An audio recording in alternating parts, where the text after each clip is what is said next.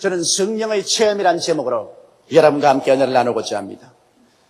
하나님 우리 아버지께서는 만유와 만사를 계획하시고 하나님의 아들 예수님은 그것을 능력으로 실천하시고 성령께서는 그 실천한 사실을 우리에게 깨닫게 하시고 체험하게 하시는 역사라는 것입니다. 그러므로 모든 일에는 삼위일체 하나님이 함께 나타나서 역사하는 것입니다. 우리의 구원도 마찬가지입니다. 하나님께서 여러분과 나의 구원을 만세 만대전에 계획하시고 하나님의 아들 예수님께서 때가 오매 육신을 입고 세상에 오셔서 우리 죄를 대신 짊어지고 십자가에 올라가서 몸 찢고 피 흘려 죽으셨다. 3일 만에 부활하심으로 하나님의 계획을 완성하시고 오순절날 강림하신 성령께서는 이 사실을 만민에게 마음속에 깨닫게 해주시옵시고 이 구원을 체험할 수 있도록 역사하여 주시는 것입니다.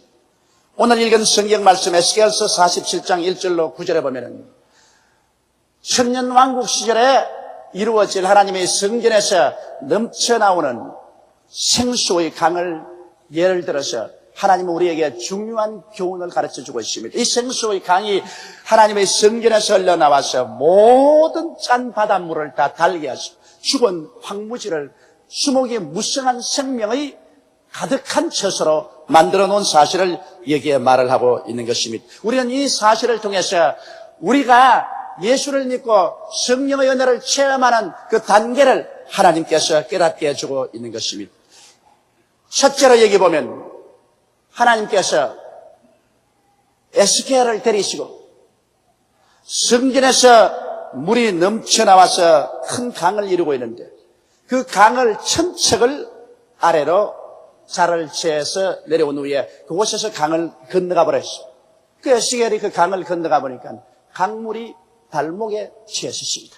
이것은 우리가 성령의 강물을 건널 때 하나님의 성령께서 우리 발목에 채이는 체험을 예를 들어 설명해 주고 있는 것입니다. 여러분, 성령이 발목에 채이는 체험이란 무엇일까요? 우리가 우리의 힘으로 예수를 믿는다고 생각하면 그것은 대단한 오해입니다. 우리는 죄와 허물로 죽었기 때문에 하나님에 대한 것은 전혀 알지 못합니다. 육신의 정욕과 안목의 정욕과 이 세상 자랑만 알 뿐이요 육신의 일에만 포로로 잡혀있지 영이 죽은 사람이 하늘나라 일을 알 도리가 없습니다. 여러분, 죽은 사람 보고 와서 아무리 칭찬해도 무관심하고 아무리 욕을 해도 무관심합니다. 자동차가 와도 일어나 피하라고 고함을 치도 일어나지 않습니다. 왜냐하면 죽은 사람은 반응이 없습니다. 이처럼 영적으로 죄와 허물로 죽은 인생들은 하늘나라에 대해서 전혀 반응이 없습니다. 오직 하늘나라에 대해서 우리가 깨달을 수 있는 것은 하나님의 성령께서 오셔서 우리 영을 살려주시는 길밖에 없습니다. 그런데 하나님의 성령께서 발목에 채이는 체험이라는 것은 바로 하나님께서 여러분과 나를 성령의 능력으로 발목을 잡는 것을 말하는 것입니다. 우리의 힘으로 하나님을 찾는 법도 없고 우리의 힘으로 회개하고 나오는 법도 없습니다. 하나님의 성령이 오셔서 여러분과 나의 발목을 잡는 것입니다. 발목이 잡히면 별 도리 없이 반항을 하면서도 끌려가는 것입니다. 하나님께서는 성령을 통해서 제일 처음 체험이 여러분과 나의 발목을 잡는 것입니다. 어떠한 사람은 하나님 말씀으로 발목이 잡히고 또 다른 사람은 삶의 환경 가운데서 발목으로 잡힐 때가 있습니다. 저는 저희 과거를 돌이켜볼 때 32년 전에 폐병으로 발목이 잡혔습니다. 그렇지 않으면 예수를 절대로 믿을 사람이 아니요 가문적으로도 예수 믿을 도리가 없는데 하나님께서 폐병을 보내가 발목을 탁 잡아버렸습니다. 그 폐병에 발목이 잡혀서 그때부터 성령의 계시를 받기 시작해서 예수를 구주로 모시고 하나님 앞에 나오게 되었으며 우리 아버지, 어머님, 우리 형제들은 저 때문에 발목이 잡혔습니다. 맏아들이 폐병에 걸려서 예수를 믿고 주 안에서 구원을 받고 자꾸 기도하고 예수를 믿으라 그러니 맏아들 때문에 그만 사람의 정으로 발목이 잡혀가지고서 성령의 계시를 받고 하나님을 믿게 되었습니다. 나는 최근에 이런 이야기를 들어봤었습니다. 한 부부가 예수를 믿지 않는데 그 부인은 처녀 때 예수 믿었으나 믿지 않은 남편을 만나서 그만 세상 재미에 예수님을 완전히 버리고 말았었습니다. 그런데 부인이 중병이 걸렸었습니다. 그래서 큰 병원에서 아주 어려운 수술을 했습니다. 그리고 수술을 마치고 난 다음에 아직까지 완전히 깨어나지 않은 상태에서 그 부인은 처녀 때 믿었던 예수님을 기억하고 주님이여 나를 살려주십시오. 나를 살려주시면 이제 남은 여생은 정말 주님을 잘 섬기고 주님 뜻대로 살겠습니다 하고 간절히 기도를 했습니다. 그랬는데 환상 가운데 예수님이 나타나셔서 그 상처에 손을 얹고 간절히 기도를 해주십니다. 그런데 그렇게 아프던 몸이 예수님의 기도를 받고 난 다음에 환상에서 깨어나니까 몸이 변하고, 그리고 의사들도 이렇게 빨리 병이 나을 수가 있느냐 아주 감탄을 했습니다. 그래서 곧장 건강에 대해서 퇴원을 하면서 그 부인이 하는 말씀이 하나님이 나를 도와주셨다. 예수님이 오셔서 나를 고쳐주었다니까 남편이 입이 삐죽하거든요. 그 왜 그러냐니까 내가 죽을 고생을 하고 의사 선생님들이 수술을 해서 고쳐주니까 전부 고치기는 예수님만 고쳤다고 그러니까 섭섭하다고. 그렇지 않다고. 정말 예수님이 안 고쳐주었으면 당신이 아무리 수고를 하고 의사 선생님이 수고를 해도 내가 낫느냐? 안 낫는다고 그러니까 사람을 무시한다고 그랬습니다. 그런데 집에 와서 얼마 있지 않다가 그 병이 재발했어요. 험한 부인이 또 아파서 죽을 지경입니다. 이미 수술받은 것이 재발해서 고통스럽습니다. 그러니까 부인이 남편을 보고서 원망을 합니다. 당신이 하나님의 고쳤다는 것을 부인했기 때문에 벌을 받아가 그러니까 내죽내고 고함을 쳤습니다. 그러니까 내가 이렇게 아픈 것은 당신 때문에 그러니까 당신 빨리 교회 가서 회개를 해야 내가 산다고 하니까 아이고 부인이 재발을 해서 죽는다니까 남편이 놀래가 그 길로 교회를 뛰어갔었습니다. 뛰어가서 교회에서 하나님 아버지여 내가 무슨 죄가 많은지 모르지만 다 용서해 주시고 내 아내를 살려달라고. 그래서 매일 새벽 기도에 나가서 기도를 하고 주일 교회에 나와서 하나님 말씀을 듣고 부르짖어 기도를 했었습니다. 그래서 몇 주일을 계속하고 나니까 하루 그 부인이 집에 있는데 갑자기 마음속에 평안이 들어오더니만 하나님의 음성이 영혼 속에 들려오더랍니다. 이제 됐. 너 남편 발목이 잡혔다. 그러므로 오늘 이 시간부터 너가 낫는다. 그 음성을 듣고 난 다음 아주 거짓말같이 깜짝같이 병이 나버리고 말았었어요. 그래서 그 부부는 병으로 말미암아 하나님에게 발목이 잡혔었습니다. 성령의 발목이 잡혀서 하나님의 계시를 받고 예수 그리스도를 믿게 된 것입니다. 이러므로 우리 모두 다 우리의 환경 가운데 여러 가지 면으로 성령의 능력에 발목이 잡혀가지고서 주를 믿게 된 것입니다. 그래서 발목이 잡혀서 발버둥을 치면서 억지로 끌려왔었습니다. 억지로 끌려오는 사람은 마음으로 반항하고 발버둥을 치면서 그러면서 끌려오는 것입니다. 그러므로 이와 같은 과정에는 끊임없이 성령과 육체의 갈등이 계속하는 것입니다. 예수를 믿게 하고 그 사람을 완전한 신앙 속에 들어오게 하는 데까지 얼마나 어려움이 많습니까? 교회 오면서 늘 마음에 불평이고 열심히 믿는가 하면 또 그 다음 영반대 방향으로 들어가고 이러한 과정은 지금 발목이 잡혔을 때의 과정인 것입니다. 그런데 일단 하나님의 성령에 발목이 잡혀놓으면 아무리 불평을 하고 발부둥을 치고 도망을 쳐봤자 별 도리가 없습니다. 발목이 잡혀있는데 잡아당기면 끌려올 도리밖에 없는 것입니다. 이러므로 오늘날 많은 사람들이 성령이 발목까지 온 체험하고 거기에서 늘 발부둥을 치고 반항함으로 말미암아 많은 고통을 당하는 사람들이 있습니다. 그러나 이 에스겔의 환상 가운데 보면은 다시 천사가 일천척을 청량하고 난 다음에 그 강물을 건너라고 하는데 그 강물을 건너니 물이 무릎에 찼더라고 말한 것입니다. 물이 무릎에 찬 체험이란 성령께서 이제 발목이 잡힌 사람을 점점 끌고 들어와서 이제 무릎을 꿇게 만드는 것입니다. 우리의 신앙생활은 전지전능하신 하나님과 그 아들 예수님 앞에 무릎을 꿇을 때 진실한 신앙이 시작되는 것입니다. 발목이 잡혔을 때는 발부둥을 치고 퍼득거립니다. 그러나 이제 점점 성령께서 우리를 이끌어 주셔서 하나님 앞에 무릎을 꿇게 하는 것입니다. 무릎을 꿇는다는 것은 무엇을 말합니까? 여러분 항복함을 말하는 것입니다. 자기가 항복할 때 무릎을 꿇고서 머리를 조아리게 되는 것입니다. 자기의 고집, 인간의 지혜, 능력, 수단, 방법 등을 하나님 앞에 내어놓고 무릎을 꿇습니다. 이는 마치 전장에서 항복한 적이 무장을 해제하고 무릎을 꿇는 것과 한 가지인 것입니다. 이와 같은 과정까지 오는 데는 많은 시련과 좌절이 따르게 되는 것입니다. 사람이 그렇게 쉽게 무릎을 꿇나요? 자기 힘으로 발부둥을 쳐보다가 정 안 되어서 이제는 끝장이라고 생각할 때 무릎을 꿇고 항복하는 것입니다. 많은 사람이 처음 예수님께 발목이 잡혀서 발부둥을 치고 끌려오다 완전히 헌신을 하다가 천국에 가서 여러 가지 시험과 환난을 당해야 무릎을 꿇게 되는 것입니다. 무릎을 꿇는 과정은 시간이 걸립니다만 빨리 무릎을 꿇으면 꿇을수록 우리에게는 큰 축복이 다가오게 되는 것입니다.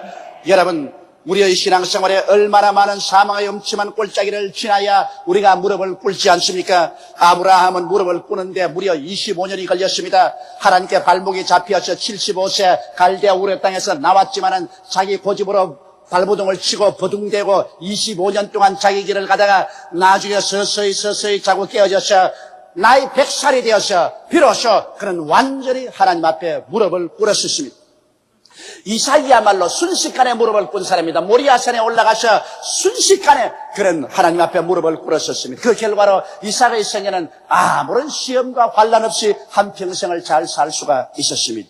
그러나 야곱은 얼마나 발부둥을 쳤습니까? 육신의 삶의 모형이요, 하나님을 반항하는 자의 모형인 이 야곱은 하나님을 믿지만은 발목만 잡혀서 자기 뜻대로 살려고 발부둥을 치므로 20여 년 동안 수많은 상처를 입고 고생을 하고 나중에 야복 나루트에서 천사와 씨름하다가 환도뼈가 걸어져서 쩔름바리가 되어 비로소 하나님 앞에 무릎을 꿇고 말한 것입니다. 그리고 요셉 같은 청결한 소년도 그는 발목을 꿇는데 13년이 걸렸었습니다. 그는 종으로 팔려가서 고생을 하고 감옥살이를 하고 그 고통 가운데서 13년의 긴 세월의 시련을 통해서 그는 하나님 앞에 발목을 잡힌 것이 앞으로 무릎을 꿇고 마는 것입니다. 모세와 같은 지혜와 총명이 탁월하고 아주 건장한 청년이 마음으로는 하나님을 사랑했지만 실제로는 자기 뜻대로 살려고 했었습니다. 그래서 모세를 무릎을 꿇게 해서 하나님이 사용하려고 할 때 그 모세를 무릎을 꿇게 하는데 40년의 기나긴 세월이 걸렸습니다. 40년 미디안 광야에서 그는 눈물을 흘리며 방황하며 목동으로 고생하는 가운데서 하나님 앞에 완전히 발목을 꿇고 말았던 것입니다. 이와 같이 여러분, 오늘 우리의 삶 속에 여러 가지 시험과 환난이 다가오는 것을 이상한 것 같이 생각하지 마십시오. 그것은 그 시험과 환난이 여러분과 나라에게 하나님 앞에 항복해서 무릎을 꿇게 만들어 놓는 것입니다. 하나님 앞에 무릎을 꿇어서 주여 이제 내 지혜도 지식도 총명도 내 인생도 다 주님께 내어놓습니다. 주님께서 맡아주시옵소서. 이런 신앙이 되어야 비로소 하나님의 능력을 체험할 수가 있는 것입니다. 자꾸 자기 마음대로 발부둥을 치고 도망치려고 하고 하나님과 씨름을 하고 대결한 발목이 잡힌 상태에서는 진실로 깊은 신앙에 들어갈 수 없습니다. 그러나 무릎까지 성령이 채워 올라와서 이제는 하나님 앞에 무릎을 꿇고 항복해서 살든지 죽든지 흥하든지 망하든지 성하든지 쇠하든지 주님께 내어 맡긴다고 해야 성령께서 이제 그분을 이끌어가는 것입니다. 그리고 이제 세 번째 체험은 다시 천사가 에스겔 보고 1,000척을 더 재고 난 다음 그 강물을 건너보라고 했는데 그 강물을 건너가니까 물이 허리에 찼었습니다. 여러분, 허리라는 것은 무엇입니까? 힘을 말하는 것입니다. 사람이 허리를 다치면 그 사람은 아무 힘을 쓰지 못합니다. 그러나 허리가 튼튼하면 그 사람은 굉장히 힘이 센 사람인 것입니다. 이와 같이 강물이 허리에 닿더라는 것은 하나님의 성령께서 이제 우리의 허리까지 올라왔다. 이제는 우리를 완전히 점령해서 성령께서 우리의 힘이 되어주시는 것입니다. 여러분, 진리로 허리띠를 띠라고 말하지 않으셨습니까? 허리를 튼튼히 띠를 띠면 그 사람이 강해지는데 우리는 어떤 진리로 허리띠를 띱니까? 우리는 십자가 진리로 허리띠를 띠야 하는 것입니다. 이 정도가 되면 하나님의 성령께서는 십자가의 진리를 우리에게 깊이 계시해 줌으로 말미암아 십자가의 진리로 허리띠를 띠고 성령께서 허리를 꽉 잡아주는 것입니다. 십자가의 진리는 무엇일까요? 예수께서 우리를 대신해서 십자가에 못 박여서 몸짓고 피를 흘리심으로 우리의 조상 처음 아담이 에덴 동산에서 잃어버렸던 모든 것을 그 속에서 대속으로 복구해주는 사실, 이 진리로 허리띠를 띠라는 것입니다. 눈에는 아무 증거 안 보이고 귀에는 아무 소리 안 들리고 손은 잡히는 것 없어도 진리를 알면 진리로 우리 허리띠를 띠고 진리로 힘을 쌓고 진리의 능력을 의지해서 이 땅에서 승리로운 삶을 살라는 것입니다. 그러면 우리 허리에 성령이 차서 우리에게 계시해주는 진리란 무엇일까요? 십자가의 진리는 바로 용서에 있는 것입니다. 여러분과 내가 십자가에 와서 예수 그리스도의 그 찢어지고 깨어진 몸을 통해서 과거와 현재와 미래의 죄가 용서함 받는다는 것, 이 놀라운 진리입니다. 인간의 수단이나 방법이나 노력이나 애씀으로 우리는 죄사함 받을 수 없습니다. 우리는 죄악 가운데 태어나고 죄를 물먹듯이 먹고 마시고 살았으니 어떠한 사람도 자기의 능력과 힘으로 하나님 앞에 의롭게 설 수 있는 사람은 없습니다. 그러나 십자가를 통해서 예수님께서 우리 일평생의 죄를 다 청산해 주셨으므로 이 예수 그리스도의 용서를 우리 진리의 허리띠로 허리를 묶어야만 되는 것입니다. 그럴 때 우리는 죄악을 용서받고 그리고 죄를 늘 이기면서 살아갈 수가 있는 것입니다. 우리는 또한 십자가의 진리란 성령 충만인 것입니다. 하나님의 성령께서 십자가를 통해서만이 우리에게 임하시는 것입니다. 십자가를 통하지 않고는 하나님께서 절대로 우리와 같이 할 수 없습니다. 십자가를 통하여 원수된 우리가 하나님과 화목되고 십자가의 보혈을 통해서 성령께서 와서 여러분과 나를 채우시고 여러분과 나에게 은혜를 주시고 능력을 주시는 것입니다. 십자가를 통해서 우리는 치료를 받을 수가 있습니다. 여러분, 이 세상 사람들이 얼마나 병드는지 말로 다 할 수가 없습니다.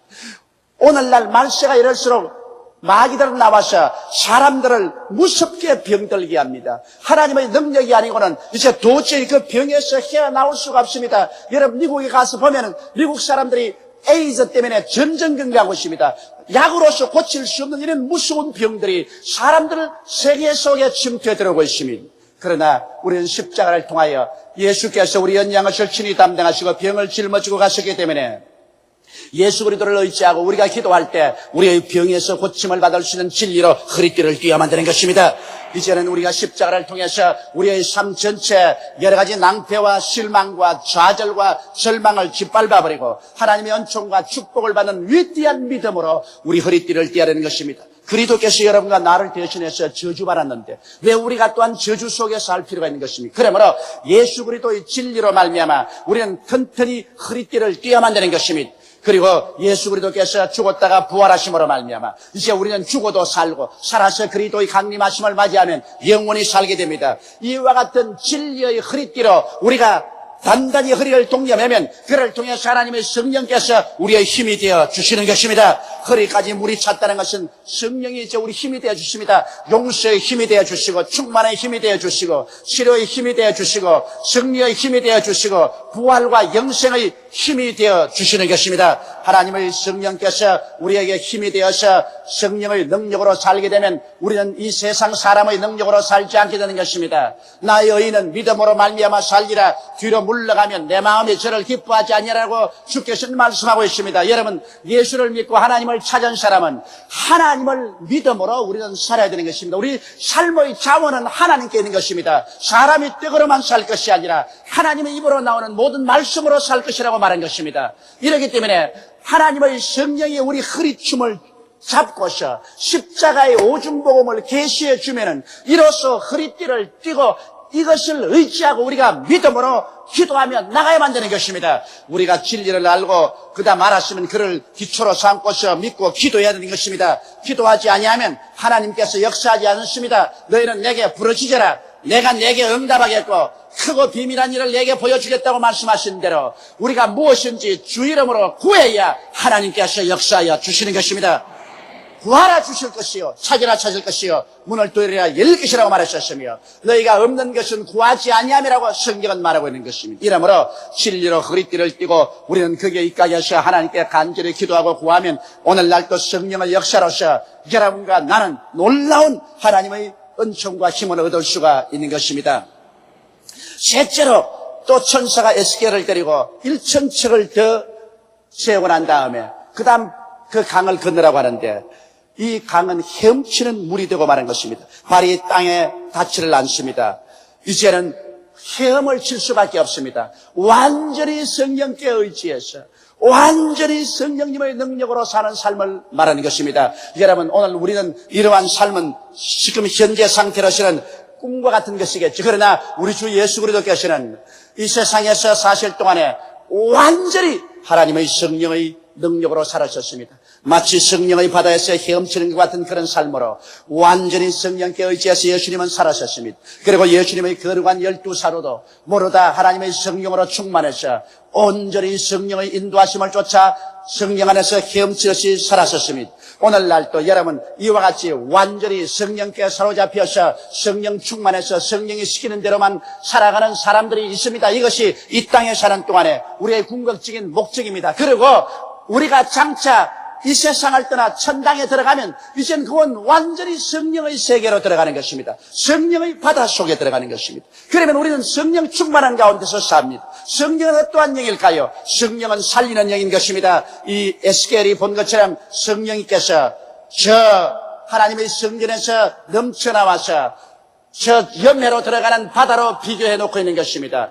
그런데 성령의 바닷물이 출렁이는 곳마다 모든 죽은 것이 살아났다고 말했습니다. 광야에는 무성한 나무가 자라고 오곡백과가 물어있고, 그리고 거기에는 물고기들이 놀고 모든 죽은 바다가 살아난다고 말하셨습니다. 오늘 우리가 예수 그리스도를 믿고 우리의 몸의 성전에서 하나님의 성령의 역사가 넘쳐나면 우리의 삶 전체 속에 죽은 것이 살아나기 시작하는 것입니다.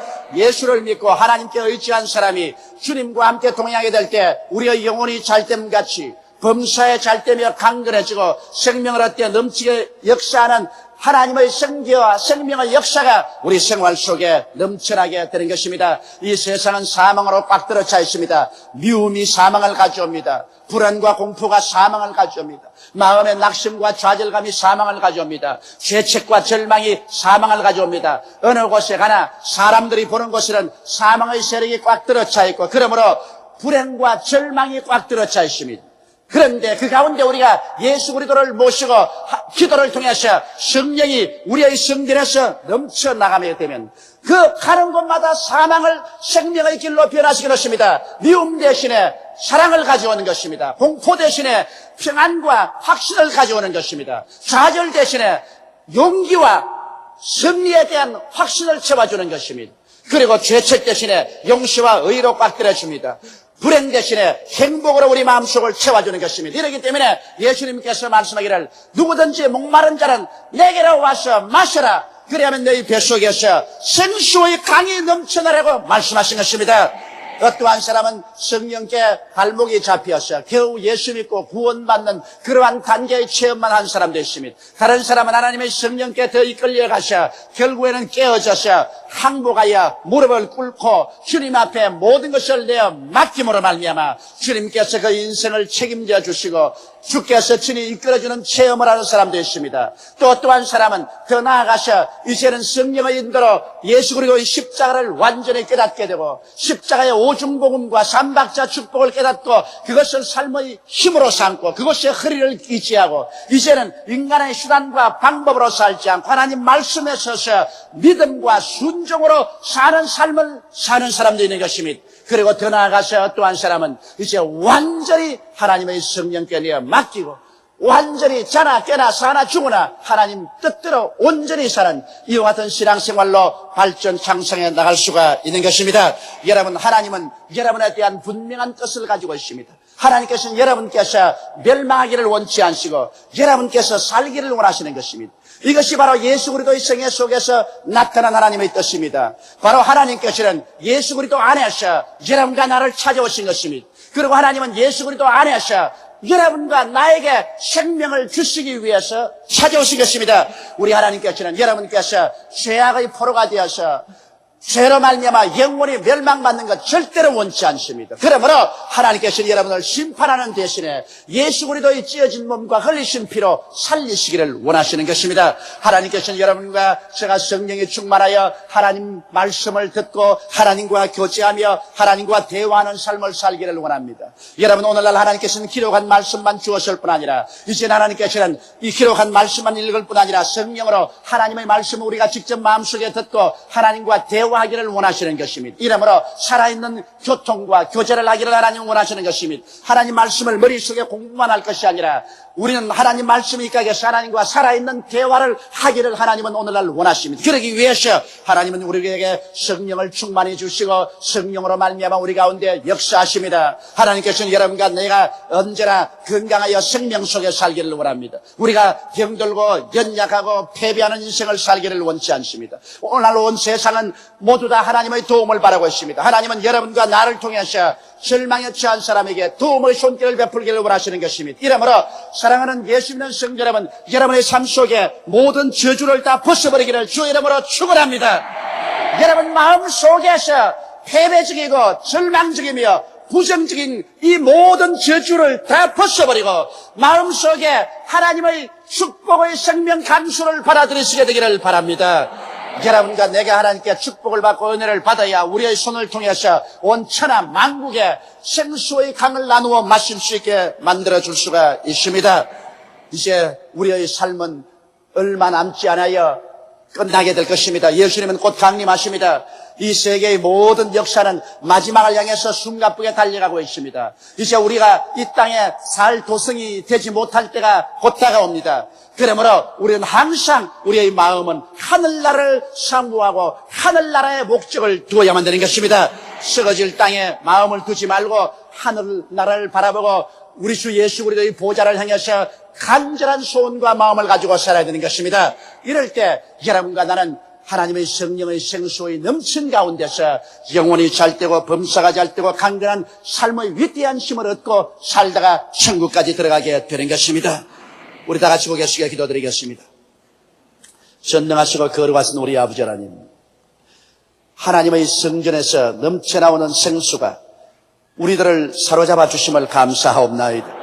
혹은 발목이 잡힌 사람, 혹은 무릎을 꿇은 사람, 혹은 허리에 찬 사람, 혹은 성령의 강에 헤엄치는 사람, 이러한 사람들이 있습니다. 우리는 모두 다 하나님께서는 성령의 강 속에서 헤엄치며 하나님의 생명으로 충만하기를 원하시고 있는 것을 알고 있사옵니다. 그러므로 아버지 우리를 깨뜨려 주시옵소서. 발목이 잡혀 반항한 사람은 깨어져서 항복하게 도와주시옵시고, 항복한 사람은 더 성령에 충만해서 이제는 십자가의 진리로 허리를 묶고 말씀으로 살게 도와주시옵시고, 그러한 단계에 도착한 사람은 이제 더 기도해서 완전히 성령님의 인도를 쫓아 사는 단계까지 들어가게 도와주시옵소서. 하나님 우리 아버지여, 버림받은 우리들을 불쌍히 여기시사 성령 보혜사를 보내셔서 우리들을 불러주시고 우리의 신앙이 점점 깊은 신앙 세계로 하나님과의 깊은 교제로 들어가게 만들어주심을 감사하옵나이다. 우리 여의도 순복음교회 교인들은 모두 다 성령의 강에서 헤엄치는 자리에 들어가게 도와주시옵소서. 그래서 성령의 열매가 가득하고 성령의 은사가 가득하게 도와주시옵시고 예수님의 생명이 가득하게 도와주시옵시고 문자만 가진 형식적인 의식적인 신앙인이 되지 말게 되게 도와주시옵소서. 우리 주 예수님 이름으로 기도드리옵나이다. 아멘. 저는 오늘 다른 보혜사 성령이란 제목으로 오순절 성령 강림의 기념 예배 하나님의 은혜의 말씀을 나누고자 합니다. 2000년 전 예수께서 로마 총독 빌라도에게 십자가에 못 박여 죽으시고 장살인 바 되시고 3일 만에 부활하셨지만은 예수님의 제자들은 예수 그리스도의 죽으심과 부활에 대한 의미를 전혀 깨달을 수가 없었습니다. 그럴 뿐 아니라 오히려 예수님의 구원 사업이 그로서 실패하고 말았다고 생각하고 낙심천만하였고 예수님의 원수들도 일반 평민들도 예수님의 일대기는 그로서 종말을 지었다고 마음속으로 생각하고 있었습니다. 예수님의 십자가 고난 이후 50일 이후 오순절 성령 강림하실 때까지 50일 동안 제자들은 한 사람의 죄인에게도 그리스도의 복음을 전도하여 구원하지 못했었으며 한 사람의 병자도 고친 적이 없고 한 사람에게서 마귀를 쫓아낸 적도 없었습니다. 그렇기 때문에 예수님의 죽으신 이후 50일이 되었을 때는 이미 예수님 사건은 일반인들의 기억 속에서 사라져가고 있었습니다. 바로 그때 천지를 진동하는 대사건이 일어나고 말았었습니다. 그 일이 바로 오순절 성령 강림 사건인 것입니다. 예수님의 120문도들은 성령으로 충만함을 받자 바로 나아가 전도하기 시작했습니다. 성령께서 오셔서 비로소 제자들은 십자가 구원의 의미를 밝히 깨닫고 예수 그리스도의 보혈을 통하여 이루어 놓으신 하나님의 은총을 따라서 사람의 영혼을 구원하고 귀신을 쫓아내며 병든 자를 고치고 심지어 죽은 자를 살려내며 온 예루살렘과 유다와 사마리아에 예수 그리스도의 부활의 소식으로 가득하게 채워놓고 그 여세를 모아서 300년 이내 천하를 호령하던 로마 제국을 기독교 국가로 만들어버리고 마른 것입니다. 만일 성령 강림이 없었더라면 예수님의 십자가 사건은 먼 역사의 아득한 구석에서 사라져버리고 말았을 것입니다. 오직 성령님의 역사로서 십자가 사건이 구원의 기쁜 소식이 되고 전 세계적인 전 우주적인 메시아 사건으로 변화되게 된 것입니다. 예수님은 이 성령님을 어떻게 소개하셨을까요?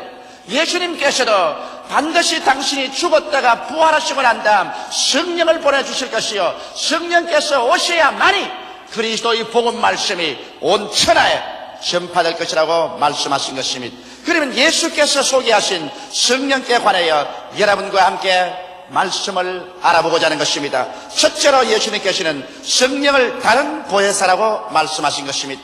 다른이라는 이 성경 말씀에는 의미가 깊습니다. 헬라 원어에는 다르다는 의미가 둘이 있습니다. 하나는 헤테로스고 다른 하나는 알로스입니다. 헤테로스는 의미는 전혀 다른 것을 말합니다. 제가 가지고 있는 이 성경과 이 강단은 완전히 다릅니다. 그것은 만들어진 재료도 다르고 사용 목적도 다르고 전혀 다를 때는 헤테로스라는 헬라어를 사용하는 것입니다. 그러나 두 개가 전혀 똑같을 때 완전히 같습니다. 만든 재료도 같고 모양도 같고 사용 목적도 같은 두 개가 있을 때 이것 하나에다가 다른 것이라고 말할 때는 헤테로스라는 말을 쓰지 않고 알로스라는 말을 쓰는 것입니다. 그런데 예수께서 제 아들에게 말씀하시기를 내가 가면 아버지께 구하겠으니 그가 또 다른 보혜사를 너에게 주사 영원토록 너희와 함께 있게 하시라고 말씀하신 그 말씀 속에는 알로스 파라클레토스라는 말을 썼습니다. 전혀 똑같은 다른 보혜사를 보였다는 것입니다. 이 말은 예수님은 정 보혜사고 성령은 다른 보혜사인데 예수님과 성령은 너무나 똑같아서 둘 중에 하나 어느 것도 다른 점이 없는 것을 말하는 것입니다. 그러므로 여러분 성령의 강림은 바로 예수 그리스도의 강림과 같은 것입니다. 예수님의 화신이 되어서 성령이 강림하신 것입니다. 그렇기 때문에 성령 강림과 예수 그리스도의 강림을 달리 생각하면 안 되는 것입니다. 성령은 바로 예수님과 전혀 똑같은 다른 보혜사인 것입니다. 그러므로 바로 성령 충만은 예수 충만이요 성령 강림은 예수 그리스도의 강림이라는 것을 우리가 알아야만 할 것인 것입니다. 그럼 왜 예수님께서 성령을 당신과 똑같은 다른 보혜사라고 말씀하셨을까요? 이런 성령이 이 땅에 오시면 성령께서는 예수 그리스도의 십자가를 통하여 죄를 사하고 구원하는 역사를 계속할 수 있기 때문인 것입니다. 예수님께서 죄인의 죄를 용서해 준 것처럼 오늘날도 성령께서는 죄인의 죄를 회개하도록 그 심령을 찌르고 그 회개한 심령을 예수 그리스도의 십자가로 이끌고 와서 그리스도의 보혈을 믿게 하심으로 구원으로 이끌어주고 계신 것입니다. 또한 성령께서는 예수 이름으로 귀신을 쫓아내시는 것입니다. 오늘 이 세상에는 귀신들이 꽉 들어차 있습니다. 여러분 귀신이 눈에 안 보인다고 하지만 우리 개인의 마음에나 가정이나 생활, 사회, 국가, 세계에 꽉 들어찬 부조리와 불법과 부패의 원인이 바로 귀신인 것입니다. 오늘 그렇기 때문에 여러분 우리는 이 귀신의 역사를 우리의 현실적인 환경에 부패와 부조리와 분리해서 생각할 수가 없는 것입니다. 예수님께서는 당신이 친히 귀신을 쫓아내시고 12제자와 70의 제자에게 귀신을 쫓아내라는 것은 오늘날 우리 예수 그리스도 이름으로 가는 곳마다 그리스도의 용서와 정의와 사랑을 가지고 와서 모든 불의와 부조리를 내어 쫓는 것이 귀신을 내어 쫓는 것입니다. 물론 오늘 개인적으로 귀신이 와서 사람들이 정신을 혼미케 하는 일도 있지만 오늘날 귀신은 배후에서 이 무수한 부정과 부패와 부조리를 가져오는 것입니다. 이것을 우리가 주의 이름으로 말미암아 내어 쫓아야 될 것이요 오늘 성령의 역사와 성령운동이 일어나면 이와 같은 부조리와 불법과 부패가 쫓겨나가버리고 마는 것입니다.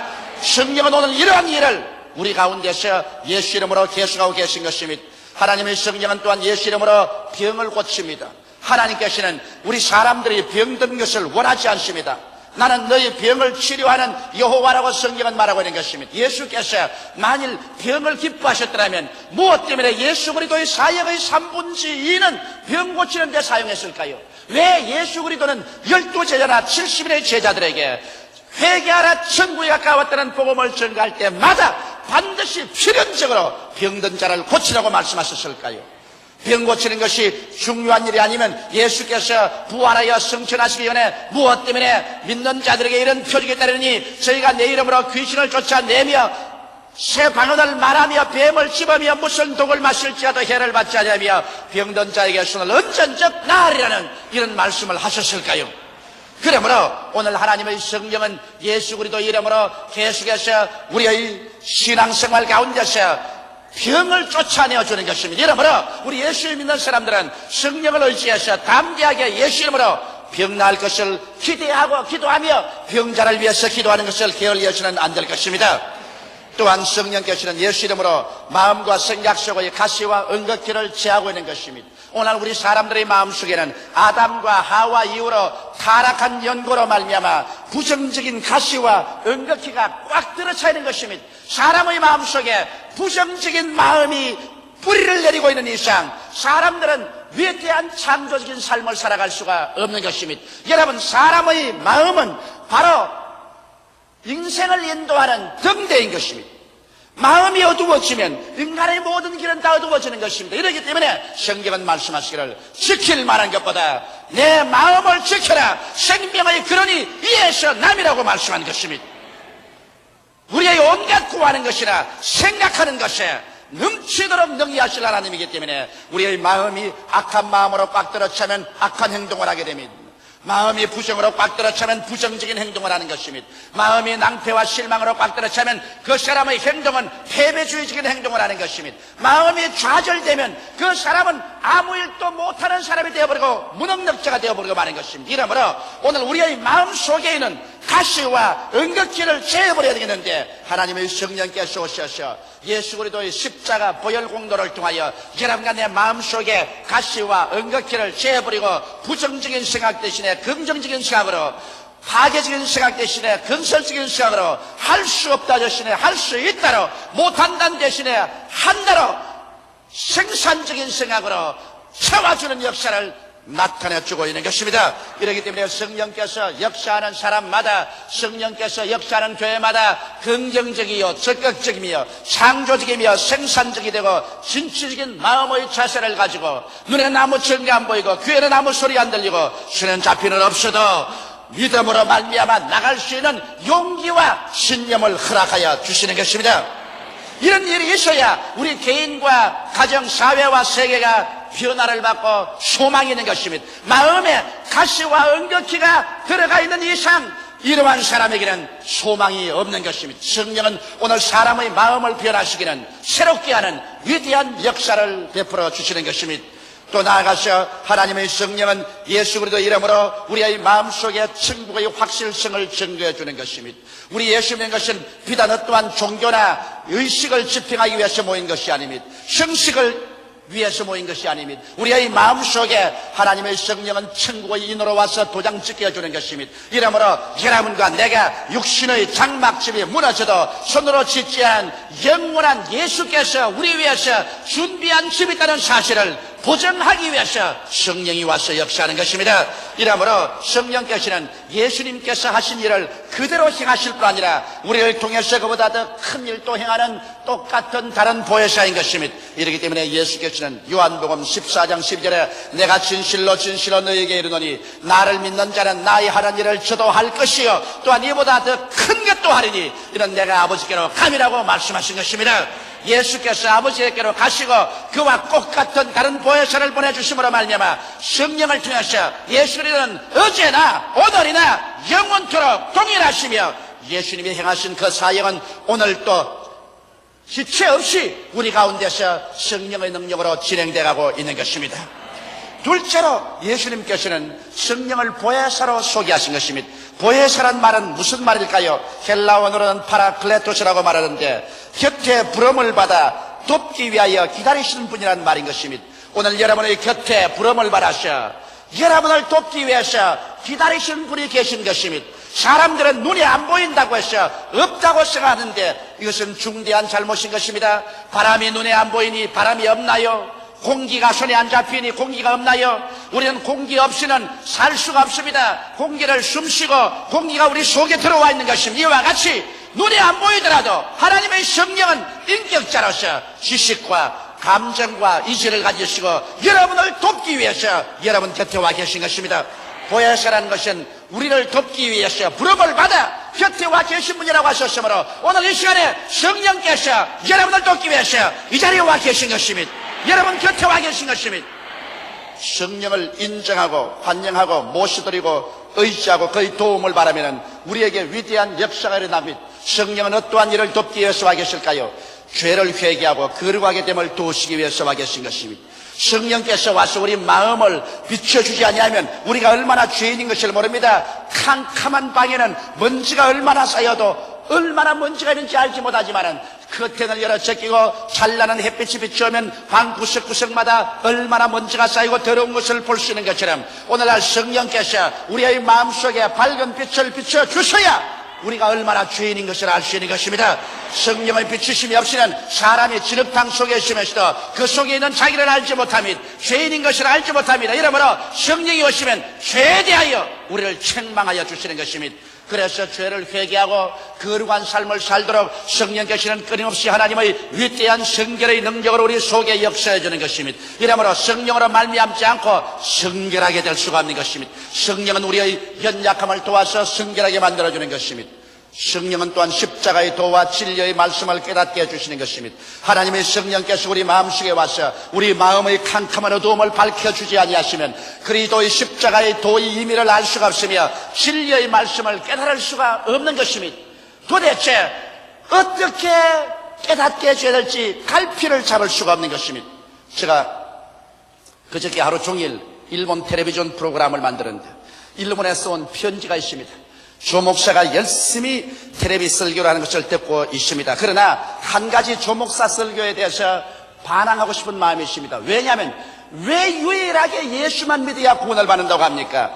이 세상에는 유교도 있고 마오메토교도 있고 불교도 있고 여러 가지 일본에는 신도도 있고 있는데 종교가 다 손을 잡고 화목해서 지내면 얼마나 행복하고 좋겠습니까? 그런데 왜 유독히 예수만이 구원한다고 하는 것입니까? 그러므로 이제부터 설교할 때는 예수만 구원한다고 하지 말고 구원은 모든 종교를 통해서 다 받을 수 있다고 설교하시오. 그렇게 편지가 왔습니다. 그 답답하고 안타까운 마음을 무엇으로 여러분 설명할 수 있겠습니까? 그래서 나는 이런 말을 했습니다. 그 대답에 자매님, 진리는 하나밖에 없습니다. 물을 화학 기호로는 H2O라고 합니다.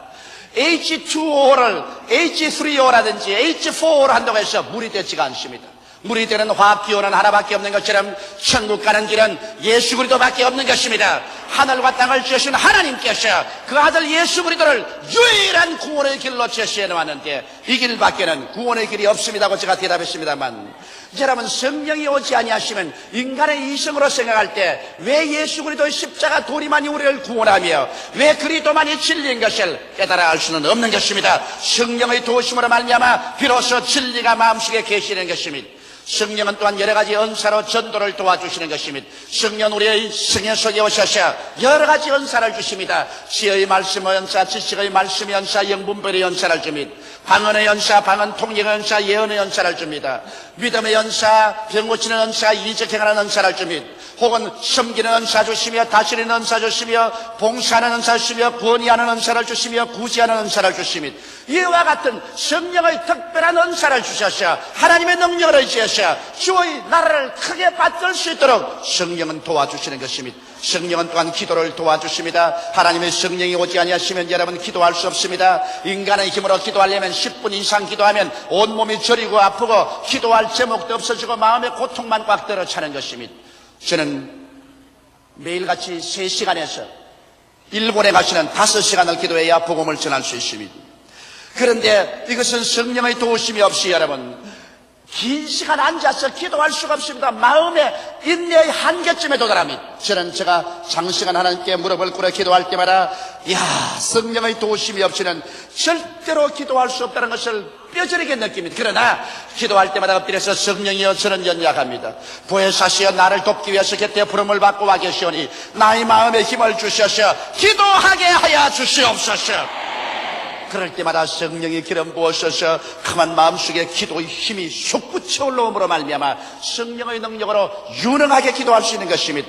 성령은 또한 우리를 위로해 주십니다. 답답하고 안타깝고 억울한 일을 당하고 깊은 상처를 받았었을 때 다른 데 가지 말고 사람 찾아가지 말고 하나님께 나와서 엎드려 기도하면 하나님의 성령께서 우리의 마음속에 어머니의 부드러운 손길을 임하여서 우리의 상처를 어루만져 치료하여 주며 우리를 위로해서 용기와 힘을 얻게 만들어 주시는 것입니다. 이러므로 예배당에 와서 우리가 예수 그리스도를 믿고 찬미하고 말씀 듣고 기도할 때 성령의 역사함으로 말미암아 여러 가지 가사와 개인 생활과 사회 생활의 상처 입은 심령을 가지고 왔지만은 마음의 위로를 받아 교회에서 나갈 때는 마음에서 기쁨이 넘쳐나고 휘파람을 불면서 나갈 수 있게 된 이유가 성령은 위로해 주시기 위해서 도움을 베푸는 신이기 때문인 것입니다. 하나님의 성령은 또한 우리를 인도하여 주십니다. 우리를 진리 가운데로 인도하고 매일매일 같이 우리의 생활 가운데 성령님을 의지하고 살면은 성령께서 의의 길로, 바른 길로, 승리의 길로, 축복의 길로, 생명의 길로 인도하여 주시는 것입니다. 이렇기 때문에 성령님은 인격자이시므로 여러분 우리 곁에 부름을 받아 돕기 위해서 와 계시지만은 우리가 성령께 도움을 구해야 성령께서 역사해 주는 것입니다. 도움을 구하지 않는데 강제로 와서 여러분을 협박해서 도와주지 않는 것입니다. 성령은 인격자인 것입니다. 이러므로 성령께 우리가 겸비하게 무릎을 꿇고 도움을 구해야 될 것인 것입니다. 셋째로 우리가 알아야 될 것은 성령 강림의 실상을 알아야 될 것입니다. 예수님께서는 이렇게 말했습니다. 요한복음 16장 7절에 그러하나 내가 너희에게 실상을 말하니 내가 떠나가는 것이 너희에게 유익이라. 내가 떠나가지 아니하면 보혜사가 너희에게로 오시지 아니할 것이요 가면 내가 그를 너희에게로 보내리라고 말한 것입니다. 여기에서 예수님은 내가 가는 것이 너희에게 유익이다. 내가 육으로 있는 것보다는 성령께서 강림하는 것이 더 유익이라고 말한 것입니다. 어떤 사람들은 말하기를 예수님 당시에 살았으면 좋겠다. 그랬으면 얼마나 더 위대한 은총을 받을 것인가 생각합니다. 그러나 예수님께서는 내가 가고 성령께서 오시는 것이 너에게 더 유익이라고 말한 것입니다. 어떤 점에서 유익이 될까요? 예수님을 개개인의 영혼 속에 모시게 되기 때문에 유익이 되는 것입니다. 예수님께서 몸으로 가실 때는 시간과 공간의 장애를 받아서 유대 땅 팔레스타인에 밖에 거할 수가 없습니다. 예수님 한 몸인데 온 군중들이 예수님을 서로 만지려고 하며 예수님은 동지 안에 들어가지도 못하고 혹은 배를 타고 갈릴리 바다 안으로 피란을 가야만 됐었습니다. 그러나 오늘 성령께서 바람같이 오심으로 말미암아 성령을 통해서 예수님이 나타나시는데 이제는 천하 만국에 누구든지 회개하고 예수를 믿으면 예수님께서 개인 영혼 속에 들어와서 만날 수가 있는 것입니다. 이러므로 예수님과 개인 대 개인의 만남을 가지고 있으므로 육으로 예수님 가시고 성령으로 오신 것이 우리에게 유익이 되는 것입니다. 또 예수님께서는 성령을 통하여 동시에 전 세계에 존재할 수 있는 것입니다.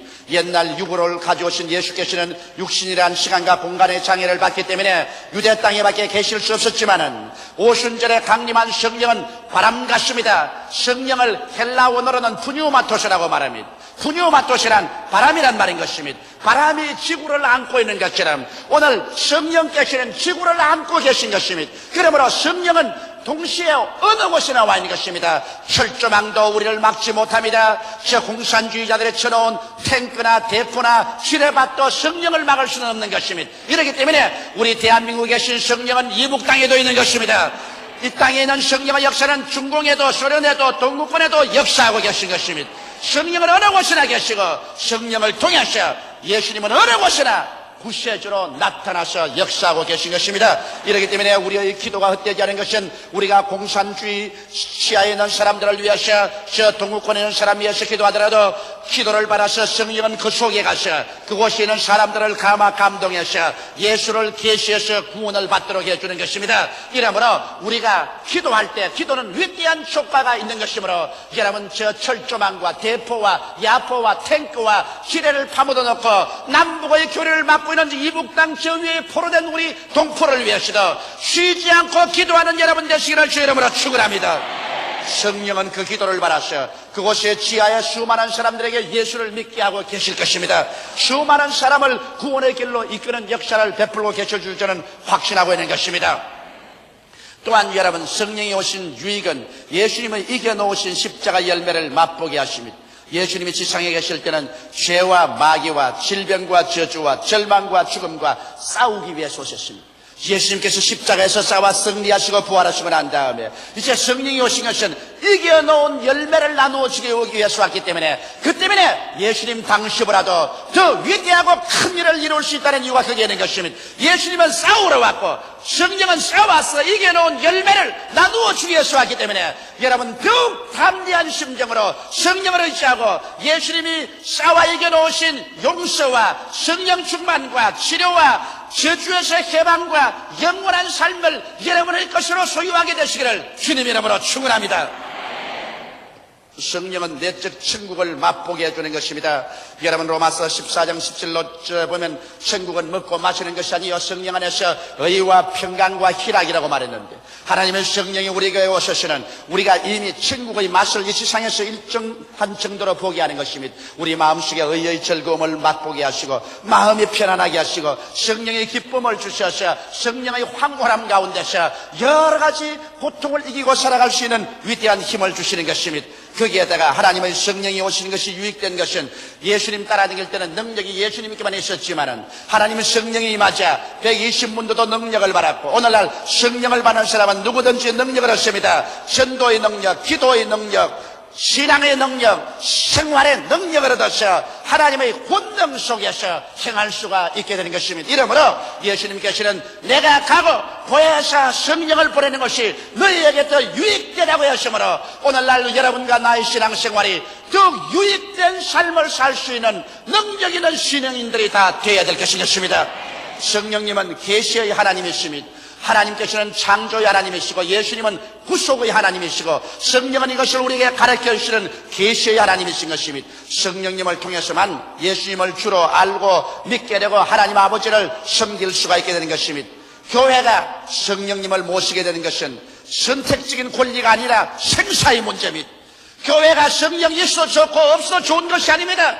성령이 없으면 교회는 죽어버리고 성령이 있으면 교회는 살아나는 것입니다. 그러므로 교회는 성령의 무릎 위에서 탄생했고 성령의 손길에서 자라고 성령의 품에 안겨서 천국으로 올라가게 될 것인 것입니다. 그러므로 성령 없는 교회는 살았다 하나 죽은 것이요 성령 없는 신자는 살았다 하나 뼈만 남은 에스겔 골짜기의 태굴과 같은 사람들인 것입니다. 이러므로 우리는 성령 운동을 해도 좋고 안 해도 좋은 것이 아닙니다. 오순절 성령 강림하여 그리스도의 교회가 탄생한 것처럼 성령 운동 가운데서 교회가 자라고 완성되는 것입니다. 이러므로 성령께서 계시면 살고 성령께서 떠나가시면 불 꺼진 방과 같이 캄캄하게 되고 마는 것입니다. 오직 성령 안에서 우리는 예수님을 믿고 고백하게 되며 하나님 우리 아버지를 섬기게 되고 위대한 승리의 삶을 살 수 있게 되는 것입니다. 이러므로 이 오순절 날에 여러분께서 모두 다 성령 충만하시기를 주의 이름으로 축원합니다. 다 같이 고개 숙여 기도드리겠습니다. 사랑이 많으신 우리 아버지 하나님, 이 어둡고 캄캄한 세상 빛이라고는 조금도 보이지 않습니다. 사람은 서로 미워하고 시기하고 살상합니다. 사랑은 찾아볼 데가 없습니다. 오직 어느 곳에 가나 상처를 입히고 상처 입은 흔적밖에 없습니다. 이곳에 예수께서 오셔서 우리를 치료하고 살리기 위해서 십자가 걸머지시고 죽었다가 부활하시고 이 놀라운 소식을 성령께서 전하여 주고 계심을 감사하옵나이다.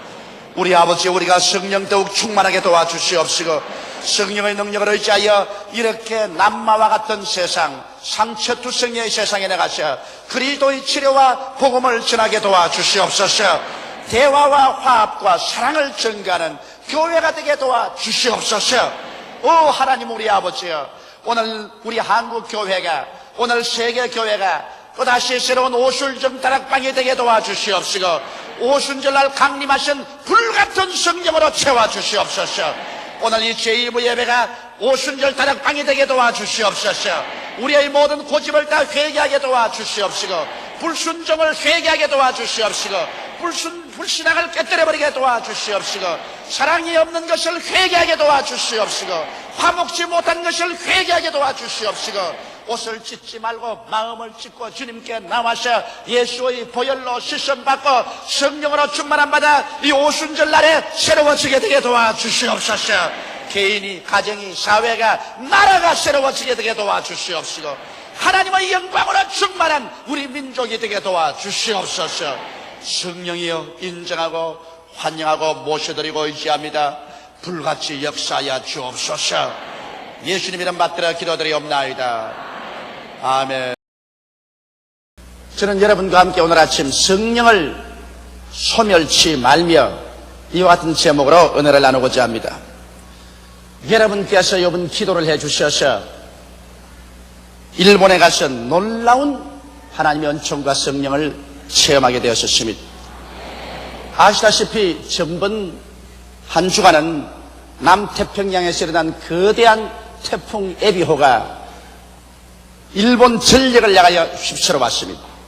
그런데 마침 우리가 대성회를 1년 전부터 준비를 해왔는데 태풍 에비호가 휩쓸어 오기 때문에 모든 사람들이 다 집회가 안 되고 낭패에 처할 줄로 알고 있었습니다. 우리가 kyushu에 도착하니까 kyushu 관상대에서는 최대의 태풍이 kyushu 일대를 휩쓸 것이고 후쿠오카를 휩쓸 것이기 때문에 모두 다 경계하라는 경계 경보가 내렸습니다. 그런데 우리는 여기 집회를 하기 위해서 앉아 있습니다. 큰일 났습니다. 자, 성령 바람이 불어올 것이냐, 태풍 바람이 불어올 것이냐, 그렇게 걱정을 하고 기도하는데 마음이 편안해요. 여러분들이 다 기도하고 계시고 하기 때문에 문제가 생기지 않을 줄 알고 있었는데 참 저는 지금까지 26년의 목회 동안에 가장 큰 기적을 보았습니다. 그건 왜냐하면 우리가 가서 성회를 열기 위해서 그곳에 도착했을 때 하나님의 성령께서 후쿠오카 시에 임하신 것입니다. 성령이 임하시니까 그 거대한 태풍 에비호가 정면으로 후쿠오카를 때리러 와서 바로 근처까지 왔다가 길을 휙 비켜서 달리 돌아가 버립니다. 저는 하나님의 성령의 임재에는 태풍도 피해간다는 것을 이번에 처음 보았습니다. 모든 사람들이 다 이 사건을 보고 놀랐습니다. 목사님이나 평신도들, 안 믿는 사람까지라도 이번 집회 때문에 후쿠오카시가 태풍을 면했다고 말했습니다. 그래서 태풍이 후쿠오카시를 피해서 빠져나가니까 세상에 그렇게 더워서 후쿠오카시가 매일 39도에서 거의 40도 가까운 더위가 있었는데 시원하여 하나님이 에어컨디션을 틀어주었어서 그래서 아주 좋은 성회를 가졌었습니다. 여러분, 일본 후쿠오카시에서 실내 성회로서 1,500명에서 2,000여 명의 성도들이 모인 것은 후쿠오카시가 생긴 이후로 처음이었습니다. 일본에서 여러분 1,000명 모인다는 것은 한국에서 10만 명이 모이는 것과 같습니다. 이런 하나님의 축복으로 말미암아 굉장한 은혜가 그곳에 임하였습니다. 거기에서 성회를 마치고 난 다음에 수요일, 목요일 날이 일본 동경의 부도간에서 대성회가 열리는데 이 폭풍우가 또 후쿠오카시를 떠나가지고서 동경을 향해서 올라가네요. 그러니 이 동경에 정면으로 때려버리면 물바다가 되고 완전히 성회가 안 됩니다. 그래서 후쿠오카시에서 비행기를 타는데 비행기도 뜬다 안 뜬다 야란입니다. 폭풍우가 동경을 휩쓸기 때문에 뜬다 안 뜬다 그래서 제가 하나님께 기도를 했습니다. 하나님, 폭풍우가 후쿠오카시도 피해갔는데 틀림없이 동경도 피해갈 것입니다.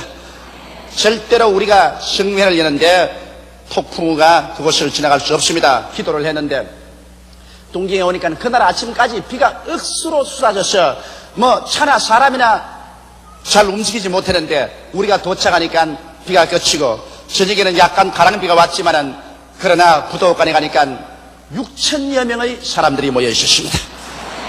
하나님께 영광을 돌립니다. 이 한여름 바캉스에 사람들마다 동경을 다 빠져나가 버리고 말고 더구나 오봉이라고 일본의 추석입니다. 모두 다 시골로 내려가고 가장 집회하기에 어려워서 일본 사람들은 다 말하기를 300명이 모이면 최대로 모인다고 말해주십니다. 그런데도 6,000여 명이 모여서 빌리그람 집회 이후로 최대의 실내 집회가 되는데 누가 그렇게 도와주느냐? 태풍 에비호가 도와주었습니다. 태풍이 불어제끼니까 바캉스 갔던 사람들이 모두 보따리를 다 사고 돌아와 버리고 말했던 거죠. 그러니 하나님의 성령께서 같이 계시면 안 되는 것도 되게 만드는 것입니다. 태풍이 안 왔더라면 모두 바캉스를 나가버리고 집회가 안 될 뻔당했는데 태풍이 일 없으니까 전 전부 상간벽지에서 해변에서 전부 보따리 싸고 동경시내로 다 들어와서 비가 오니까 갈 데가 없으니 집회나 가자고. 그래서 6천여 명의 사람이 이틀 동안 부도간을 메웠고, 그리고 그 결과로 1천여 명의 일본 사람들이 회개를 하고 앞에 나와서 결심을 하고 예수를 믿겠다고 작정을 하게 된 것입니다. 제가 보기에는 일본 1천만 구령은 가능성이 이제 보이기 시작합니다.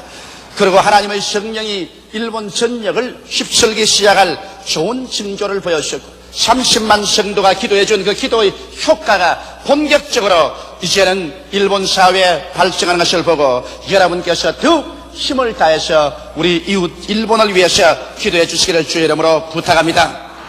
이러한 역사는 하나님의 성령의 능력이 아니고는 나타날 수가 없습니다. 하나님의 성령께서 역사하는 곳에는 주님의 사랑과 하나님의 능력이 함께 임재하시는 것입니다.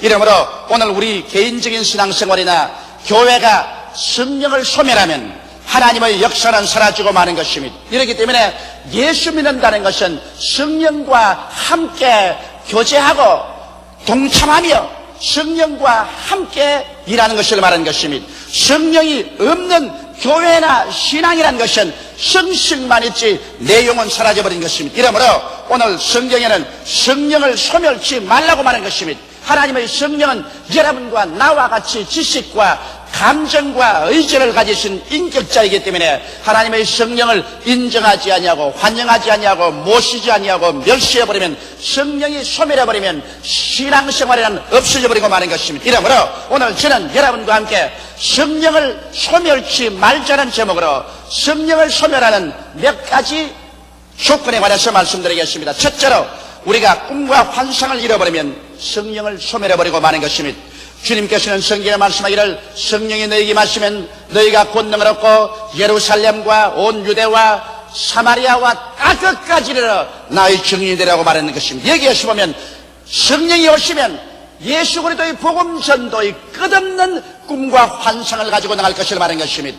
성령은 정체의 영이 아닙니다. 예루살렘에서만 예수를 믿으라고 하지 아니하시고 예루살렘에서는 그 다음 유다의 꿈을 꾸고, 유다에서는 사마리아로 나가는 꿈을 꾸고, 사마리아에서는 땅끝까지 나가는 꿈을 꾸라. 이래서 성령은 여러분과 나의 가슴 속에 발전적이고 전진적인 꿈과 환상을 넣어주셔서 이 꿈과 환상을 따라 끊임없이 주의 나라와 그 일을 앞으로 전진시키는 일을 해야 된다는 것입니다. 이와 같이 개인의 신자나 교회가 꿈과 환상을 잃어버리면 하나님의 성령은 그와 같은 사람 속에 함께 일하지 않습니다. 성령은 전진하는데 우리가 전진하지 아니하고, 성령은 창조하는데 우리가 창조하지 아니하고, 성령은 발전하는데 우리가 발전하지 아니하고, 성령은 꿈과 환상을 가지고 끊임없이 미래 지향력인데 우리는 미래를 향해서 나가지 않는다면 하나님의 성령은 이와 같은 사람과 함께 일할 수가 없는 것입니다. 오직 하나님께서는 꿈과 환상이 있는 사람에게 믿음을 산출하게 해주시고 하나님의 위대한 기적을 허락해 주시는 것입니다. 이렇기 때문에 우리가 말씀을 읽고 기도하는 중에 우리 개인, 가정, 생활, 자녀뿐 아니라 교회와 세계를 향해서 끊임없이 발전적인 꿈과 환상을 가지며 그리스도의 복음을 전가할 수 있는 꿈과 환상에 가슴이 불타게 되시기를 주의 이름으로 축원합니다. 둘째로, 우리가 부정적인 감정을 가지고 있으면 하나님의 성령은 서서히 소멸됩니다. 우리의 마음속에 끊임없이 불평을 가지면 불평은 관계를 파괴합니다. 불평하는 남편은 아내와의 관계가 파괴되고, 끊임없이 불평하는 아내는 남편과의 관계가 파괴됩니다. 같은 사회생활에도 불평을 많이 하는 사람은 그 불평으로 말미암아 관계가 두절되어 버리고 맙니다. 이와 같이 인생에서 불평을 계속하는 사람은 하나님과의 관계가 두절됩니다. 이스라엘 백성들이 광야에 나와서 끊임없이 하나님 앞에서 불평했기 때문에 하나님과의 관계가 두절되고 나중에는 버림받고 마는 것입니다. 원망하지 말아야 되는 것입니다. 원망은 언제나 자기를 타당화하고 자기의 모든 잘못을 남 때문이라고 말합니다.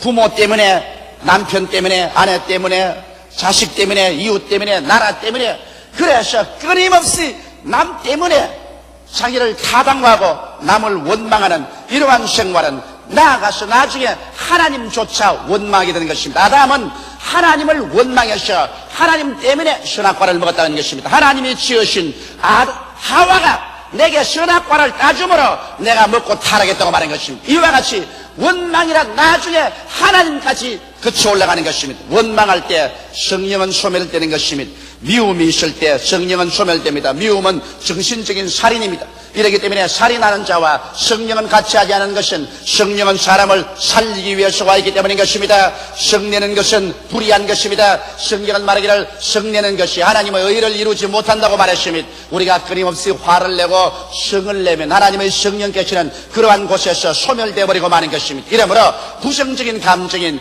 불평이나 원망, 미움, 성내는 이러한 상황 속에 계속 살면은 하나님의 성령은 소멸되어 버리고 마는 것입니다. 셋째로 우상 숭배자가 되면 하나님의 성령은 소멸되는 것입니다. 여러분, 우상 숭배는 영적인 간음인 것입니다. 왜냐하면 우리는 예수 그리스도와 정혼한 사람으로서 오직 예수 그리스도만 마음을 다하고 뜻을 다하고 정성을 다하고 목숨을 다하여 섬겨야 될 것인데, 예수를 섬기는 마음이 돌아서서 우상을 섬기면 이건 영적인 간음인 것입니다. 오늘 일본에 복음 전하기가 왜 힘드냐 하면 일본엔 무려 800만 신이 있습니다. 심지어는 이 장사하는 사람은 디즈네너 감이라고 여우를 갖다 놓고 난 다음에 여우신을 섬깁니다. 또 바느질하는 사람은 바느질하다가 바늘이 부러지면 이거를 전부 다 모아서 하리노 감이라고 해서 바느질하다가 부러진 바늘로서 신을 만들어 가지고서 그것에 또 절을 합니다. 눈에 보였다면 다 신을 만드는 것입니다. 이러기 때문에 일본이 우상숭배로 말미암아 영적으로 죽은 상태에 놓이는 것입니다. 우리가 우상숭배하면 하나님의 성령께서 떠나가고 마는 것입니다. 나는 그런 우상은 섬기지 않는데요, 그렇게 말할 사람이 있을지 모르겠지만 여러분과 나의 생애 속에 탐욕이 들어오면 탐욕은 우상숭배입니다. 아나니아와 삽비라가 왜 죽은지 압니까? 아나니아와 삽비라가 자기 땅 팔아가지고서 그 중에 얼마간을 숨겨놓고 얼마만 가져와서 베드로의 발 앞에 놓으면서 땅판값 전부를 다 가져왔다 했습니다. 이것은 안 가져온 것보다 우리가 낫다고 생각할지도 모르겠지만, 그러나 그렇지 않은 것은 탐욕이 들어와서 그들이 땅판 것을 감추어 놓고 얼마가들 가져와서 다 가져왔다고 거짓말을 했기 때문에 하나님이 우상숭배하는 저들을 쳐서 죽여버리고 말한 것입니다. 이와 같이 탐욕은 곧 우상숭배가 되는 것이므로 우리가 탐욕을 제거해야 하나님의 성령이 역사하지, 우리가 탐심이 들어와서 소위 말하는 인정마귀에 빠지면 파멸되고 맙니다.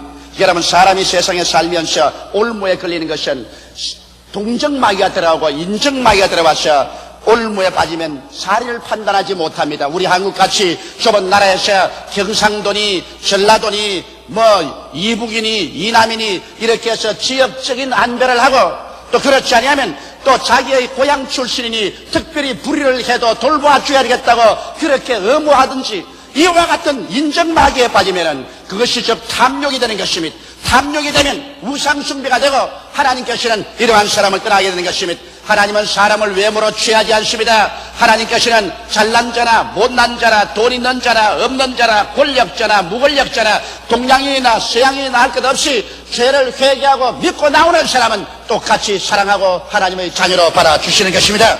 이러므로 우리는 우상 숭배자가 되지 않기 위해서 눈에 보이는 우상이나 눈에 보이지 아니하는 탐욕, 이러한 것을 모두 다 저버리는 우리들이 되어야 될 것인 것입니다. 넷째로, 음란은 거룩한 성전을 파괴하기 때문에 하나님의 성령이 떠나가는 것입니다. 성경은 말씀하기를 너희 몸은 하나님의 성전인 것과 하나님의 성령이 거하시는 줄 알지 못하느냐, 성전을 더럽히면 하나님께서 저를 멸하시라고 말하는 것입니다. 그런데 음란은 성전을 더럽히는 죄인 것입니다. 여러분, 음란이라고 말하면 너무 막연하기 때문에 사람들이 무슨 의미인지 모르겠지만 오늘날 사회처럼 이 음란의 무서운 파도가 휘몰아친 때는 전에는 없었습니다. 문명한 나라일수록, 사람들이 잘 먹고 잘 입고 교육을 많이 받은 나라일수록 더 무섭게 음란하고 방탕한 것입니다. 음란이라는 것은 그 가운데 간음이라는 것이 있습니다. 간음이란 타인의 부부간에 서로 범하는 것을 간음죄라고 하는 것입니다. 이미 주인이 있는 부인,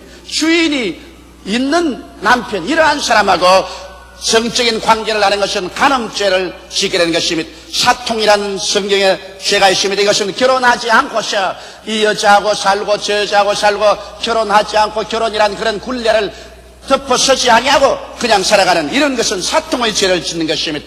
음란이라는 것은 남창과 여창의 것입니다. 창녀들과 함께 세월을 보내는 것은 이건 음란 방탕이라고 말합니다. 이와 같이 간음이나 사통이나 음란을 통틀어 음란죄라고 하는데 이것은 하나님의 성전인 우리의 몸을 파괴하는 죄를 범하기 때문에 성령께서 이와 같은 사람들하고 같이 할 수가 없는 것은 성령은 여러분과 나와 함께 생활하기 때문인 것입니다. 그 다음 다섯째로 여러분 세속적인 것들에 탐닉하면 하나님의 성령께서 떠나가는 것입니다. 우리의 말도 세속적인 말을 하고 옷도 세속적인 그런 사람들처럼 노출된 이복을 입고 세속적인 곳에 찾아가서 세속적인 생활에 탐닉하면 하나님의 성령이 떠나갈 수밖에 없습니다. 왜냐하면 성경은 말하기를 하나님은 거룩하니 너희도 거룩하라고 말씀한 것입니다. 생각과 말과 행동과 우리의 삶 자체가 거룩을 쫓아가야 되는 것입니다. 성경에는 화평함과 거룩함을 쫓아라. 이것이 없이는 하나님을 배울 수 없으라고 말했는데 우리가 늘 분쟁하고 그리고 늘 세속적인 것에 탐닉해서 그 속에 들어가 있다면 하나님께서 그러한 사람과 관계를 맺을 수가 없는 것입니다. 오늘 세상은 여러분 세속적인 세상입니다. 라디오를 틀어도 텔레비를 틀어도 온갖을 해도 세속에 꽉 들어찼습니다. 저는 최근에 우리 집에서 텔레비나 비디오를 없애버렸습니다. 왜냐? 애들이 주일날만 되면은 그 바보통 앞에 앉아서 하루 종일 있습니다. 그리고 학교 갔다 들어오면 제일 먼저 앉는 것이 바보통 앞에서 앉습니다. 이래서 생각하다 못해서 텔레비전을 아예 집에서 없애버렸습니다. 우리 집에 가면 텔레비도 없고 비디오도 없고 아무것도 없습니다. 저도 사실 말이지 텔레비가 있을 때는 그 바보통 앞에서 하루 저녁 30분쯤 앉아 있습니다. 그러나 바보통을 없애버리고 나니까 이제는 그 시간에 성경 읽고 기도하고 그 다음 그게 없으니까 할 수 없이 우리 집사람과 아들들하고 같이 모여서 이야기를 하게 되는 것입니다. 옛날 바보통 있을 때는 바보통 본다고 가족들이 모여가지고서 이야기를 못했는데 이제는 우리 가족들이 함께 모여갈 그 시간에 서로 이야기도 하고 교제를 하게 되었어요. 전에보다 가정적인 분위기가 훨씬 좋아졌다. 그렇다고 해서 내가 바보통을 원망하지는 않습니다. 여러분께서 잘 쓰면 좋지만은 나 같은 사람은 잘못 써서 우리 집에서 세속적인 파동의 그를 통해서 들어오기 때문에 아예 그를 깡그리 없애고 나니까 속이 얼마나 시원한지 모르겠어요. 있어도 시원할 사람은 가지고 있어도 좋습니다. 없애가 더 시원하거든 없애도 좋습니다. 여섯째로 여러분 우리가 기도와 말씀을 등한히 할 때 성령의 역사가 사라집니다. 하나님의 성령의 역사는 여러분 이 말씀을 통해서 우리에게 다가오게 되는 것입니다. 이렇기 때문에 우리가 성경 말씀을 등한히 하고 하나님의 성령의 역사를 기대할 수 없습니다. 사람들은 성령의 역사를 인간의 감정에다가 많이 의지합니다. 마음이 막 기뻐지면 성령이 충만해졌다. 마음이 슬퍼지면 성령이 떠나간다. 이렇게 생각하고 감정적으로 육체적인 무슨 체험을 해서 뜨거운 체험을 해야 되겠다. 이런데 여러분 그런 데에 치우치면 잘못될 위험성이 대단히 많습니다. 하나님의 성령은 인격자로서 말씀을 통하여 역사하는 것입니다. 이러므로 참된 성령의 역사와 은혜는 성령이 오시면 여러분과 나에게 말씀을 사랑하고 말씀을 읽고 말씀을 깨닫고 기도하게 만들어주는 역사가 성령의 역사인 것입니다. 이러므로 성령의 역사는 바로 말씀과 직결되는 것입니다. 하나님의 성령이 오시면 여러분 하나님의 말씀에 눈을 열어서 창세기부터 요한계시록까지 사랑하게 만들어주는 것입니다. 오늘 신학계나 교계 하나님의 성령을 인정도 아니하고 환영도 아니하고 모셔드리도 아니하고 성령을 배반했기 때문에 말씀에 대한 이해를 사람들이 하지 못하게 되었은 것입니다. 하나님의 말씀은 성령으로 말미암아 깨닫게 되는데 성령을 배반하고 나니까 이 말씀이 어리석게 보입니다. 모두 다 이 말씀이 신화와 같이 보이고 기적은 거짓말로 보이고 성경은 인간이 지은 책으로 보입니다. 그래서 현대주의나 신신학자들이 성경을 배반하고서 인본주의적인 신앙 가운데 서서 하나님의 나라와 교회를 황무지로 만들어버리고 하나님을 섬기는 대신에 사회주의 운동으로 인간 섬기는 일에 주력을 다해서 교회를 황폐하게 만드는 이러한 위험한 일들이 생겨나고 있는 것입니다. 바로 제가 일본에 가서 일본 교회에 경고한 것이 그것입니다. 일본 목사들은 열심히 공부하는 분들입니다. 머리가 좋습니다. 많이 그들은 공부를 하고 있습니다. 너무 공부를 하는데 성경을 공부하지 않고 성경에 관해서 기록한 책들을 공부하다가 보니까 그 다음 설교할 때 하나님 말씀을 설교하지 아니하고 정치, 경제, 교육, 문화, 철학, 형이사학에 대한 말을 하다가 성도들을 잃어버리고 마는 것입니다. 현재 죄 짓고, 현재 병들고, 현재 마귀에게 눌리고, 현재 문제에 고민하며, 현재 절망에 취한 사람들이 교회에 와서나 학문적 지식적인 말만 들을 뿐 성령의 나타남과 능력으로 말미암아 문제의 해결을 받지 못하고 슬픔과 고통을 그대로 가지고 나가니까 사람들과 관계없는 메시지로 지나게 되고, 그 때문에 성도들이 교회에 오지 않습니다. 예수께서 나사렛에 오셔서 뭐라고 말씀하셨습니까? 주의 성령이 내게 임하셨으니 이런 나를 보내셔 가난한 자에게 복된 소식을 전하게 하시려고 내게 기름을 부으시고 포로된 자에게 자유를, 눈먼 자에게 다시 보게 함을 전파하며 눌린 자를 자유케 하고 하나님의 은혜의 해를 전파하게 하리 함이라고 말씀하시겠습니다. 이러므로 그리스도의 복음은 하나님의 성령의 능력으로 말미암아 앓는 자, 고통당하는 자, 절망한 자, 죄악에 떨어진 자, 마귀에 포로된 자들을 놓아주고 살려주고 치료하고 그들 속에 믿음과 소망과 사랑을 넣어주어서 하나님을 뜨겁고 열렬하게 사랑하며 그리스도의 영광을 위해서 살게 만드는 이것이 하나님의 성령의 역사인 것입니다. 이러므로 하나님의 성령께서 오셔서 말씀을 통하여 그러한 일이 일어나도록 믿음을 넣어주십니다. 믿음은 들음에서 나며 들음은 그리스도의 말씀으로 말미암는 것입니다. 그리고 성령이 오시면 기도하게 만들어주시는 것입니다. 기도하지 않고 성령과의 교제가 이루어질 수는 없습니다. 오늘날 시대에는 여러분 사람들이 너무나 기도하지 않습니다.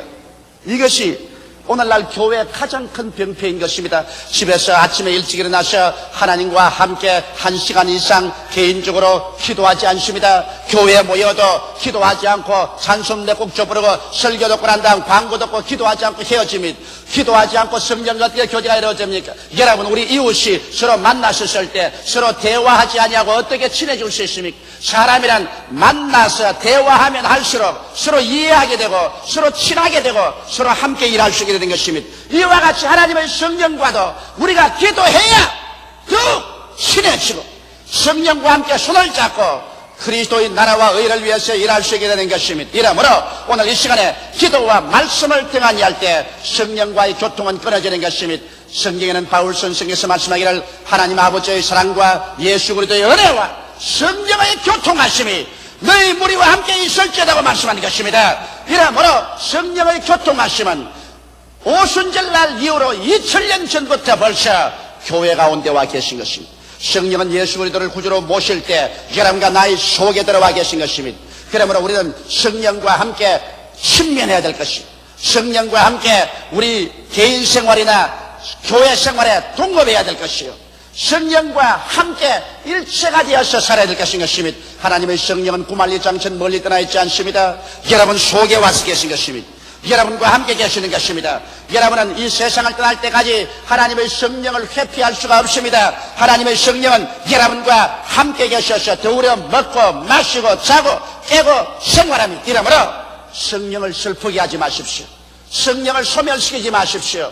성령과 함께 사십시오. 하나님의 성령님을 인정하고 환영하고 모셔드리고 의지하며 감사드리십시오. 그럴 때 성령께서 위대한 능력으로 여러분을 붙잡아줌으로 말미암아 여러분의 영이 찬미로 충만하고 여러분의 생각이 예수 그리스도와 말씀으로 충만하게 만들어 주시고 여러분의 육신의 정욕을 성령께서 멸하여 주셔서 거룩하고 신령하고 깨끗한 삶을 살게 해주는 것입니다. 성령의 능력 없이 오늘 신앙생활을 할 수는 없습니다. 저는 한국에 있을 때나 외국에 있을 때나 복음을 전가할 때 하나님의 성령께 죽도록 의지합니다. 이번 후쿠오카에서도 동경 부도간 성회에서도 제가 나가기 전에 성령이여 나는 못합니다.